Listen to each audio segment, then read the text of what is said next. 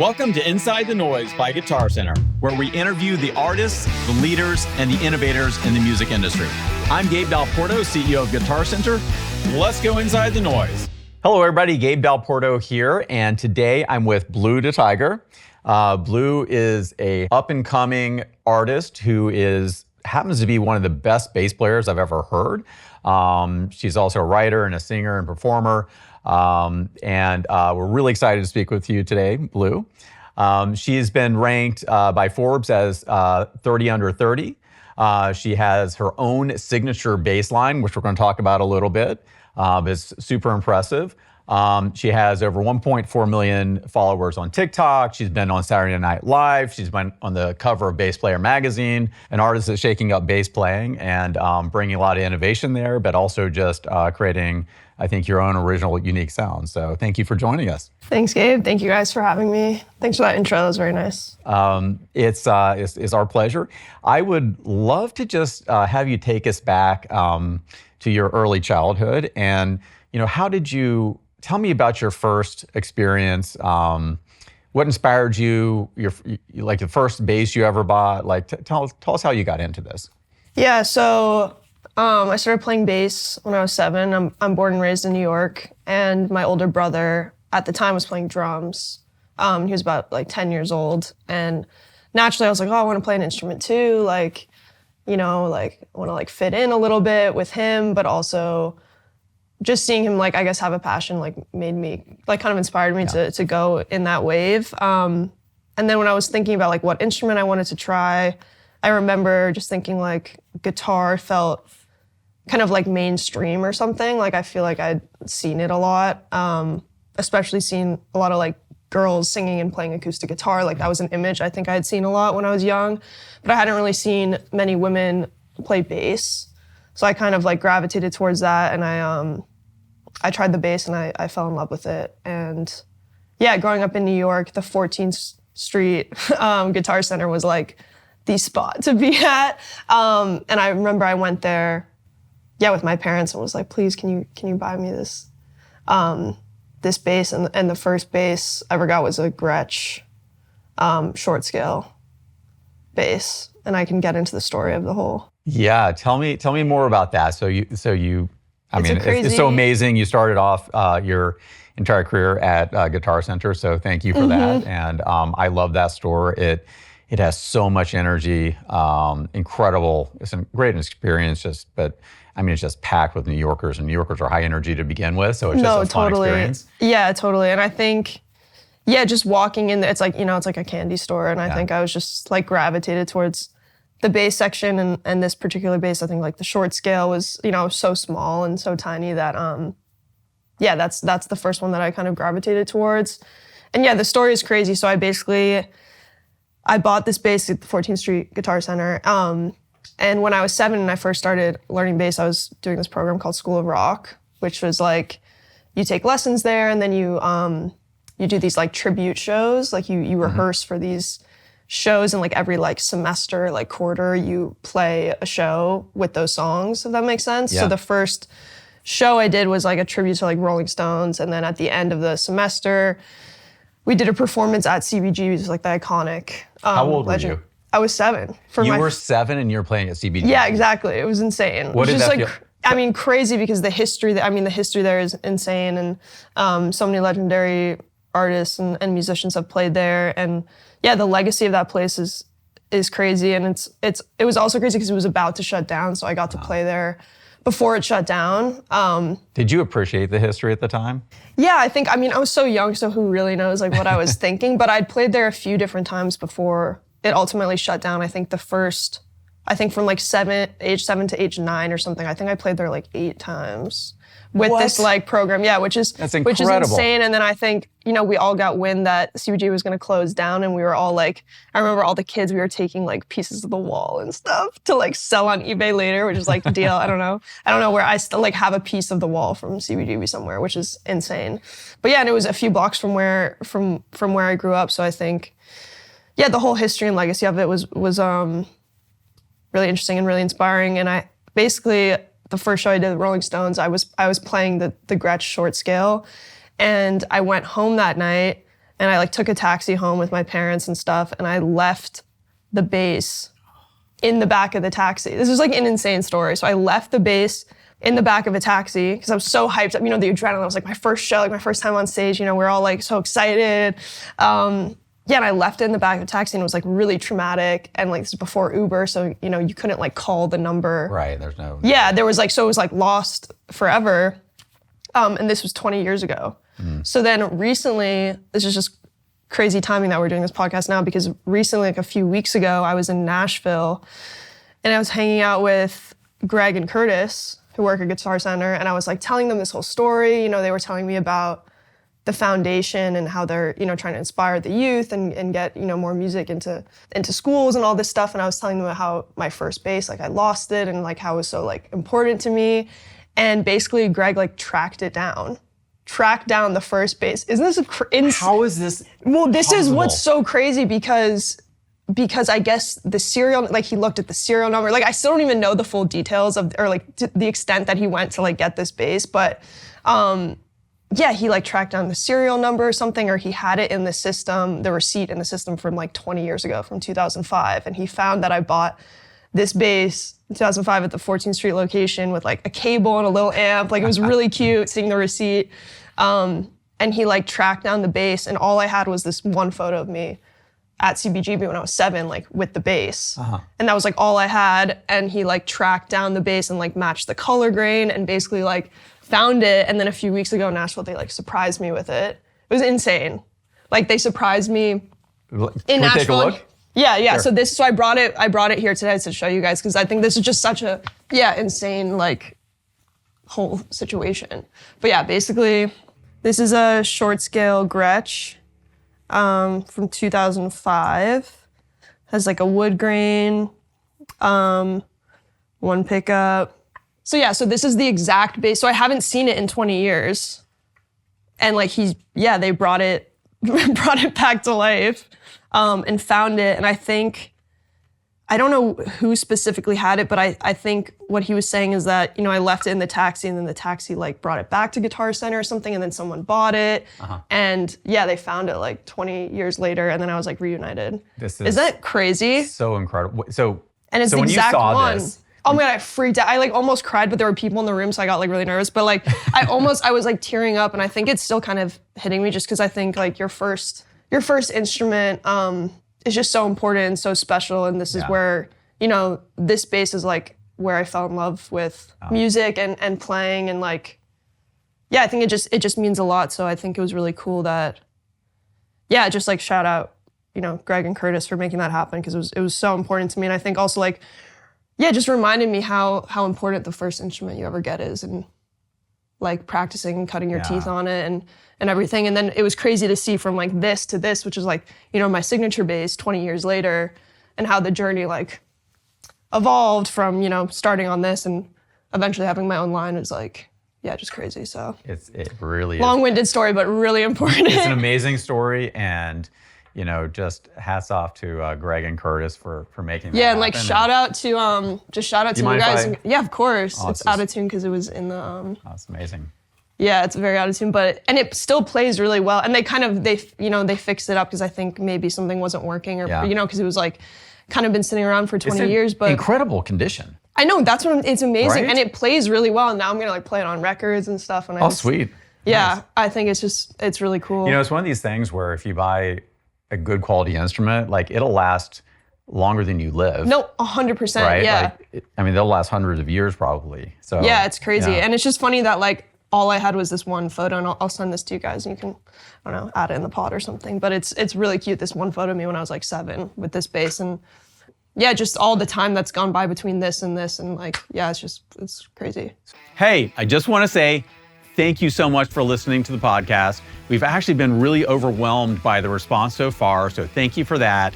We have also noticed that a lot of you haven't subscribed yet. We have incredible guests coming up. I'm not even allowed to tell you who they are, but trust me, you don't want to miss this. So hit subscribe. That way you don't miss an episode. Now back to the program. So now we're on the gear. We can't not talk about your signature bass. You now have your own signature bass line, which is just so amazing. But it's so much more amazing than that, because you are the youngest bassist to ever have a signature Fender bass.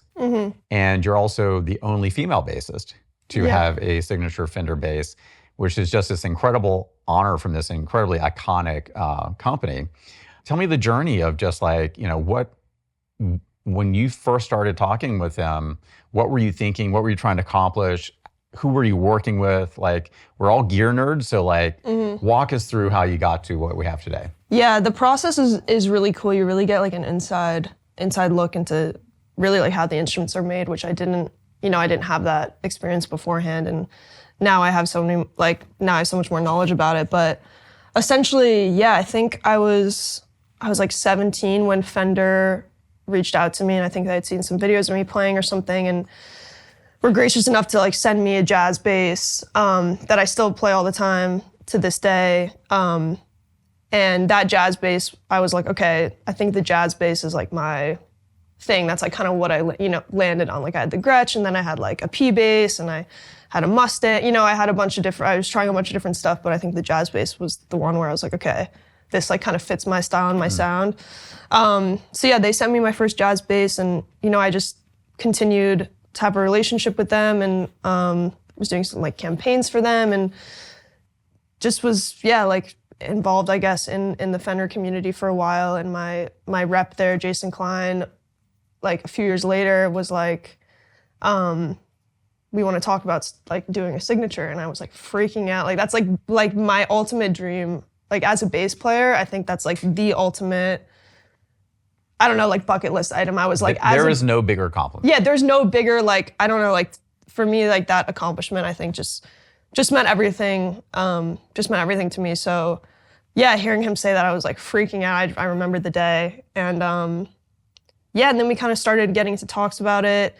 And I also think initially they kind of came to me with the idea was because during the pandemic, I was posting a lot of videos of me playing bass, and every time, these videos were kind of like going crazy, and people would comment and message me being like, what bass should I get? Or I'm inspired to pick up the bass, and asking me for tips and tricks and things like this, and wanting to learn the instrument. And every time that would happen, I would send it, to the Fender team and be like, listen, like there's a demand for the bass. Like people are really into it. They want to learn, I'm recommending Fender. Like I was just kind of like keeping them posted on like, I guess the inspiration that was coming out of these clips, I guess.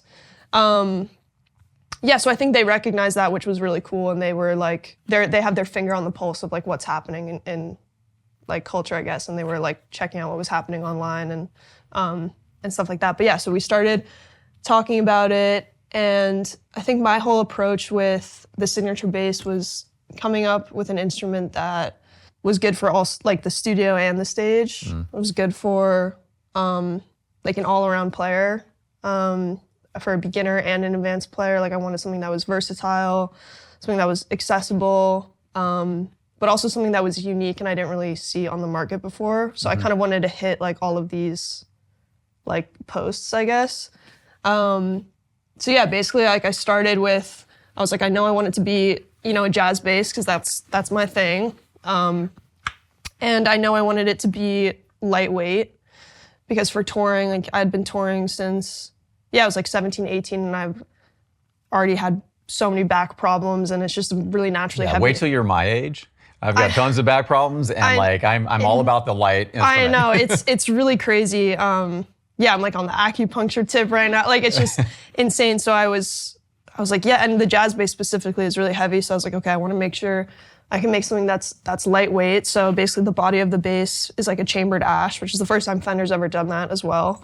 So as a chambering. So you're pushing their comfort zone. Yeah, totally. Nice. So this was, a lot of the things in this bass was the first time Fender's ever done those specs, which was really cool because we were kind of like experimenting together, which I think was fun for them as well. Like we were really like in it together, and that's also what's really cool about that company. They really let you be involved and really like direct the ship, which was awesome. So yeah, I was like, I want something lightweight. So we kind of figured out this like chambering, and then I was like, I want something that's really versatile and you can get any type of sound out of it. So we have this like, full spectrum EQ. There's a active preamp in here, so you can get that, and that kind of like the punch of the, active preamp kind of balances out anything you would maybe lose because of the chambering. So I wanted to make sure that like nothing was lost frequency-wise. And then, my favorite bass player of all time is Bernard Edwards, and I love his sound, and I love the sound of his bass lines and his playing. And to me, this like, humbucker, two of these like single coil jazz bass pickups put together to create this humbucker pickup kind of gave me that Bernard Edwards sound. So that's kind of where this came from, which is also the first time a Fender's ever done this sort of pickup configuration. And it just worked really well. Like everything together kind of combined into this like full spectrum bass. You get this like kind of built-in drive here. You can play funk on it. You can slap on it. You can also get like a Pinot type sound if you roll everything off. You can kind of get any sound you want.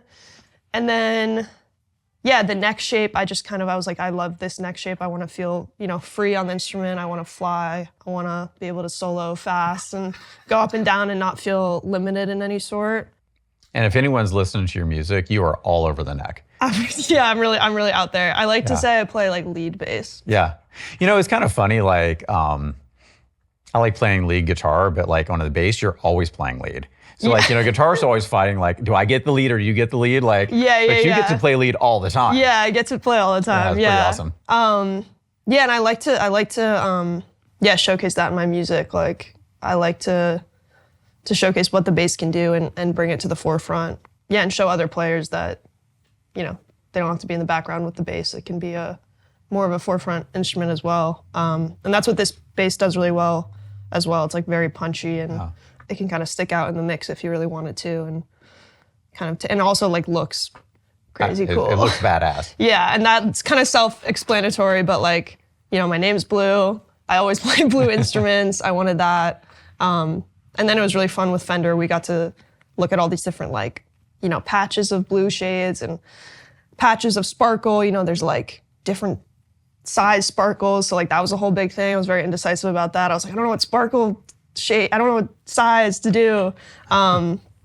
So that was a whole thing. And the tuning pegs, like everything is dialed in. Who would think that like picking sparkle size is a hard decision? Oh my God, it was so difficult because I'm also such a perfectionist, and as I was saying, like this is the biggest deal to me ever. And if this is gonna be out there in the world forever and hanging up at Guitar Center, like I wanna make sure that it's so perfect and exactly what I wanted, but also inspiring for anyone to pick it up, Like I want it to like stick out on the wall. Like when I went into the 14th Street Guitar Center after this came out and it was like hanging on the wall, I was like I was like, this is insane to see this. Yeah, and I got like a whole video of me walking, just because that's just such a full story. Like for me, buying my first bass there and then coming back and seeing my signature bass, something that I created for other people to like maybe have that same experience of picking something up and finding their passion on it. Like that just, it was an insane thing to see. And it really definitely like sticks out on the wall because of the color and the aesthetic. And I mean, what would you say to young people getting started today on an instrument? I mean, given that experience. I would say just go for it. Just try it. If you feel an inkling towards it, experiment and have fun, and and keep going with it if you feel a connection towards it. So tell me, you mentioned your kind of your style, and like you certainly have a signature style. Like how you develop that, and like what are you going for? Yeah, so I think I kind of like as I was growing up and studying bass, I kind of went through all of the like kind of different genres. Like I started kind of with this like rock or like classic rock. I was doing like the Stones and Beatles and like Zeppelin and stuff like that. Zeppelin. Yeah, great bass lines. Yeah. I played Ramble. I would like practice Ramble on for like so long. The best. So good. But yeah, so I was kind of into that at the beginning, and then I kind of got into like jazz when I started playing in school and jazz band, and I even played upright for a second. And I think when I started getting into jazz music, that's where I really kind of got like my theory in order, like my music theory chops and improvisation. That helped a lot by studying jazz and playing with other people. I got a lot better through that. And then, when I was like 13 or 14. How old were you when you were studying jazz? I guess like high school. So I guess like 14 through Yeah. 18. And around that same time, I guess a little bit younger, when I was like 13 maybe, I like discovered funk music and discovered Bernard Edwards and Larry Graham and Motown as well, and James Jamerson, and I was like, okay, this is like where I want to be. Like this, I really feel connected to these bass lines. And what I loved about, like the Bernard Edwards bass line specifically is that they're like hooks themselves. They hold down the groove and they move the song forward, but they're also like you could sing them back, and I think that's what I really connected with, and still bring that into my music. Like any bass line I write for my own music, I want it to feel like you could sing it and like it's very memorable and catchy. So like the funk style is really where I was like, okay, this is my thing. Found your groove. Yeah, I found my groove for sure. So tell me about releasing your first single and, how that kind of developed from there. Yeah, so I was, like at first I was touring in a lot of bands as a bass player, like work for hire bass player, and got a lot better doing that. And then I started like DJing, and I would like bring my bass to my DJ sets, which is another like kind of skill set that I learned that also helped when I went to like make my own music, because essentially I was like playing bass with the DJ set and improvising over these like pop songs or disco songs or house tracks or whatever, so that when I went to write my own music, I kind of already had that like practice of like improvising stuff. So yeah, and then I think like after playing for other people for a while and touring for other people and DJing other people's music, I just was like, okay, I need to make my own music. Like I have something to say, I want to put out my own stuff. So I started, writing and getting into production, and started, learning how to sing, which was a whole other thing. Like I didn't start singing until I was maybe like 17 or 18, which is also, interesting for anyone watching who's younger. Like I wasn't like 10 years old singing and playing guitar and writing songs in my notebook. Like that kind of came later. And that's totally cool. Some people think like, oh, I'm too late to it's like, it's never too late to start writing music. But yeah, so I started doing that, and then wrote a lot of bad songs until I wrote some good ones that I liked. And yeah, like found collaborators I liked, and I just think I knew that like whatever music I made, like the bass to me was still like my first language and was still my main instrument. And I really like express everything through the bass as an instrument. So I knew that was always going to be really important in the music that I made. Like the bass line had to be really strong, and the bass line had to be like kind of front and center. And when I was playing live, I was going to be singing and playing the bass. Like everything was still through the bass, and that still holds true, today when I play and everything. So you mentioned this, but like in the pandemic, you started putting music online, and you went kind of crazy viral. Tell us about that experience. Was that kind of when you really felt yourself breaking through, or? Yeah, like I was sort of like gaining some fans and things here and there from like DJing in New York, and a few people knew me from that. And then the pandemic, it kind of blew up very quickly, because I was like posting these covers of me playing bass, and they like went crazy viral. And I think that also just goes to show that like, when I really fully leaned into my passion and like my truth and what I really connected with and like what I was like good at, that kind of cut through to the masses, if that makes sense, because traditionally like the bass is kind of an, undervalued instrument or like in the background, and that almost like, that can infiltrate your own thinking. And I was like, oh, well, maybe, I don't know if like I can bring the like I had some doubts about, or some other people even telling me like, oh, you should just like sing, like I don't like the bass, it's cool, but like it's not, you don't see like front people with the bass.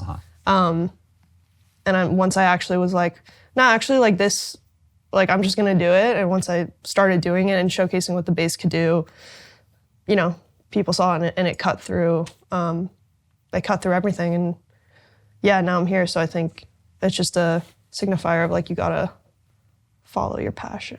Tell me like, tell me what platforms like TikTok and YouTube, what do they mean for creators today? Like, I kind of have this feeling that these platforms enable you to break through and you're no longer dependent on gatekeepers, right? But like, Totally. did you experience that or? Yeah, totally. I think in the early days, I didn't, it's more like independence in a way because you can kind of dictate your career in a sense. You can dictate, like you can decide what you want to put out there and what you want to showcase. And I think that's really powerful to, the artists and creators coming up and the musicians coming up. But it's also like it changes so fast and it's changing so quickly. So even when I was, really doing the TikTok thing like in 2020, 2021, it's changed so much now to 2025 and now it's like very saturated and now everyone's on it. So I think there's always like new things popping up and new ways of cutting through and I think now maybe what I was doing back then, I don't know if that would cut through the same now. So I think it's also like the timing and finding out what is like, I guess, working in that moment, So yeah, I was lucky, I think, to be doing it when I was doing it at a time when, people couldn't go to shows and they couldn't. Yeah, it was a weird time. It was such a weird time and it ended up benefiting, I think, what I was doing. Yeah. Tell me about so you've worked with a lot of other artists at this point. Like, who have you enjoyed working with and like what were the biggest ahas? I think I've worked with some amazing people. I think, you learn something different every time you work with someone. I think even when I was just, touring for artists as a bass player, everything that I learned there really helped me when I, started touring my own artist project. Just like, how to be a leader, how to lead a band, how to like treat your team, like just like kind of like general life stuff, like even just how to go on tour, how to be on a tour bus, like the ins and outs of it. Like I kind of already had this touring experience and this experience of being on stage and like cutting my teeth and grinding in a different capacity than just being, an artist. And I think all of that was really helpful when I started touring my own project. And then, I think just like anytime you work with someone, like you just, music is a language and it's universal and learning how to communicate with other musicians is, you always bring that to the next thing you do. But best like moments. I played on SNL with Jack Antonoff and Bleachers, his band. That was pretty cool because I'm from New York. Yeah, I love Bleachers. Yeah, they're amazing. And I'm from New York, so that was such a big moment. And that was a really last minute thing too, because the bass player for Bleachers got COVID and I was already, like friends with Jack and we had, I'd played bass on a Bleacher song and stuff like that. And he like texted me, he was like, "Are you in New York?" I was like, "Yeah." He's like, "Can you play on SNL tomorrow?" And I was like, "Yeah, sure." Wow. And I just like showed up. No, literally, like he like texted me, he was like, "Can you play on SNL?" I was like, "Yeah." And he was like, "Okay, cool." And like no rehearsal, nothing. And I just showed up and it was the most fun and amazing. And it was awesome that he trusted me to do that and come in and do a good job. But yeah, that was really cool and really fun. Like I love all these like spontaneous things. That's always when like the magic happens, just like, oh, I happen to be in town and this is happening and we connect on this thing, and like, I don't know, there's always these things that are happening. Anyone you feel like you've learned the most from? Such a good question. I mean, honestly, I've had a lot of good like mentors over the years. Like Jerry Barnes, who now plays bass with Nile Rodgers and Chic. He taught me a lot. Honestly, just taught me to like practice. So I would come in and he would tell me these like, these bass lines to learn. And I would come like Forget Me Not's Patrice Rush and he would be like, "Yeah, learn that." I would go home and I'd practice it for like months and months and months. And I would come back and I'd be like, "No, listen, like I got it down." And he'd be like, "Yeah, that's almost right. That's like almost there." And I was like, "Oh, you're right. Like it's not like the one like this second off from, So just like I think the commitment to like the groove, he was like really helpful in just like instilling that in me. So yeah, that was really important. But yeah, I don't know, like, yeah, I think I learned something from every collaborator, either big or small. It's just, that's how you get better, is by, you know, playing with people that are better than you, and also just, yeah, playing with different types of musicians, different types of producers, songwriters, you know, everything helps. So tell me, what's up next for you? So I'm like almost done actually with my second album. Very exciting. Which is really exciting. Yeah, so that's gonna be great. I'm excited to like tour that. Do you have like a rough launch date? Next year, 2026. Yeah, rough. It's a pretty broad window. Yeah, 2026. Yeah, we'll start rolling it out soon, but I'm excited about that. I think I really like honed in on like my sound, I think. And I'm excited for the world to hear it. I'm like really proud of the bass playing and the writing and the production on that. So yeah, I'm excited for people to hear that. Fantastic. And you play with your brother, right? Tell me about that. Yeah, so I mean, we've been playing together since we've, you know, first started playing music. And that's just a really special relationship, because we almost have this like sibling telepathy, you know? Like we can be in a room and not say anything, and we both know what each other's thinking, and that goes, you know, that goes with the music too. Like we can be jamming and like we'll both stop at the same time just because, you know, it's like a weird sibling thing. And we write together a lot, so you know, he's like, we collaborate on my music all the time, and that's helpful because he knows me better than anyone. So, you know, when you're making music, it's a very vulnerable thing, and you want someone that you trust and feel comfortable with and knows you really well to help throughout that process. So that's been great. And also we tour together, and it's always nice to have family on the road, you know. Okay. And your next tour starts when?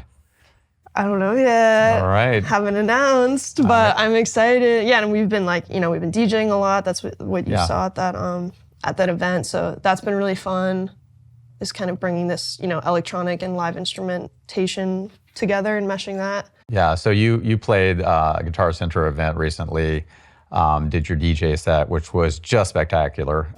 So that was really fantastic to watch. Thanks.